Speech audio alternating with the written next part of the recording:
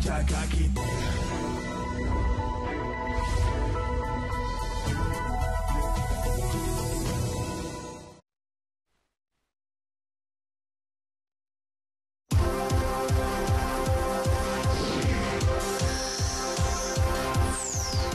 Assalamualaikum dan salam sejahtera bersama-sama saya Siti Nurdiati Zaidi dalam Dunia 11 Pagi.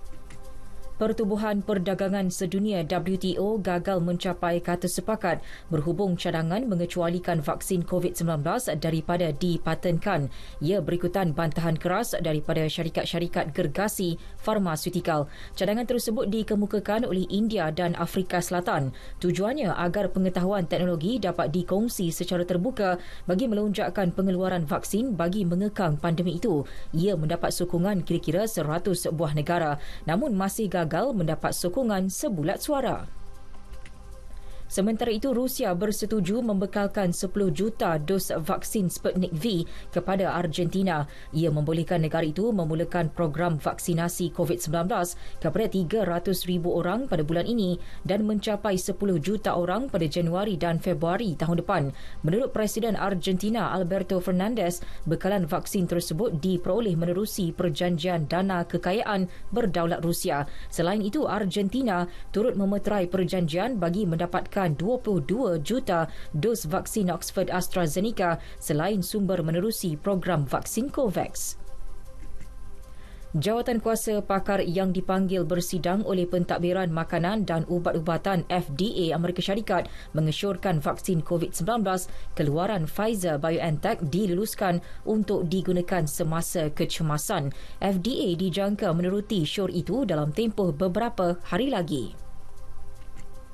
Susan Rice, bekas penasihat keselamatan kepada bekas Presiden Amerika Syarikat Barack Obama, dinamakan pengarah Majlis Dasar Domestik White House. Bakal Presiden Joe Biden turut menamakan bekas ketua staf White House bawah pentadbiran Obama, Dennis McDonough, sebagai setiausaha hal ehwal veteran. Seorang ahli Kongres, Marcia Fudge, pula dilantik sebagai pengarah Jabatan Perumahan dan Pembangunan Bandar. Manakala pakar perdagangan antarabangsa Catherine Tai dipilih sebagai Wakil Perdagangan Amerika. 3 maut manakala 23 yang lain cedera selepas sebuah gudang tinggal yang didiami migran terbakar di Barcelona, Sepanyol.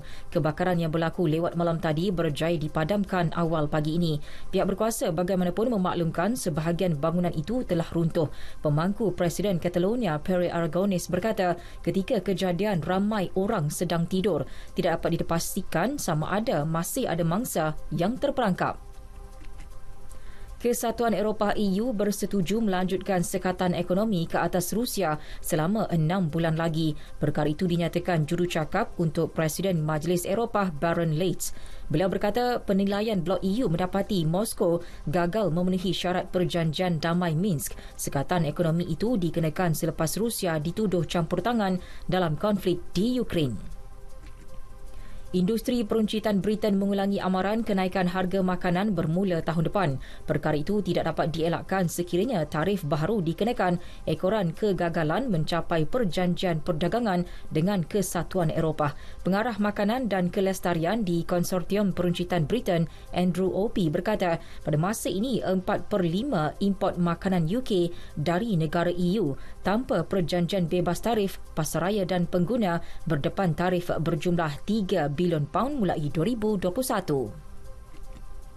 Sukan bola sepak Liga Eropah, Arsenal menumpaskan klub Ireland Dundalk 4-2. Kejayaan itu menjadikan The Gunners satu-satunya klub yang berjaya mengekalkan rekod bersih apabila melakar kemenangan dalam semua 6 perlawanan peringkat kumpulan. Tottenham Hotspur pula menewaskan klub Belgium Antwerp 2-0.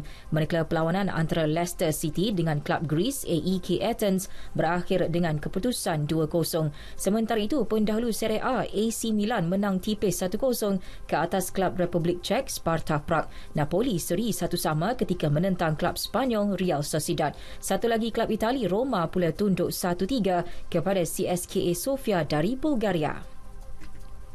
Beralih ke Liga Juara Asia, klub Jepun Vissel Kobe berjaya melangkah ke separuh akhir walaupun kali pertama tampil dalam kejohanan itu. Kobe menumpaskan klub Korea Selatan Suwon Blue Wings 7-6 menerusi penentuan sepakan penalti. Kedua-dua pasukan terikat satu sama selepas tamat masa perlawanan. Dalam aksi separuh akhir Ahad ini, skuad kendalian Andres Iniesta itu akan berdepan satu lagi wakil Korea Selatan, Ulsan Hyundai Motors. Sekian berita yang disunting oleh Amy Noraliza Adnan dari Pusat Berita RTM. Assalamualaikum dan salam sejahtera.